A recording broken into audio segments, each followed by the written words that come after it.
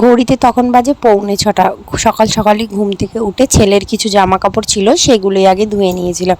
ছেলের জামা কাপড়গুলো মিলেই কিন্তু চলে গেছিলাম গ্যাসটা ভালো করে ক্লিন করতে। আগের দিন রাতে রুটি করেছিলাম, তো তেমনভাবে ভালো করে মোছা হয়নি।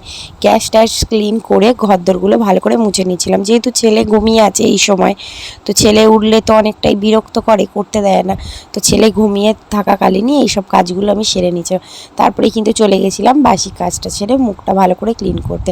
দেখো প্রত্যেক দিনের মতো সকালবেলা মুখটাকে ভালো করে দাঁত মেজে ফেস ওয়াশ দিয়ে ক্লিন করে মুখ টুক মুছে কিন্তু কি খাবো ভাবছিলাম, তো মনে পড়লো যে ফ্রিজে আছে ঘুগনি আর কালকে করেছিলাম রুটি, তো সেই রুটি দুটো বেঁচেছিল, কি করব ওই দুটোকেই তেলে ভেজে খেয়ে চলে গেছিলাম চান করতে। চান টান করে এসে আজকে অনেক সকাল সকালই চানটা করে নেওয়া হয়েছে, কারণ মিস্ত্রি আসবে, নতুন একটা অ্যাকোয়াগার্ড কেনা হয়েছে এখানে লাগাবো বলে, তো সেইটাই পাইপলাইনটা করতে আসবে। তো লোক কাজ করলে তো আমি আর বাথরুমে ঢুকতেই পারবো না।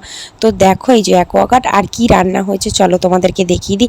এইদিকে দেখো করেছি চাটনি, এদিকে ছেলের ঝোল আছে, এদিকে ভাত আছে, আর এখানে দেখো বেগুন ভাজা আলু ভাজা আছে, আর আমার শাশুড়ি দিয়েছে দেখো এখানে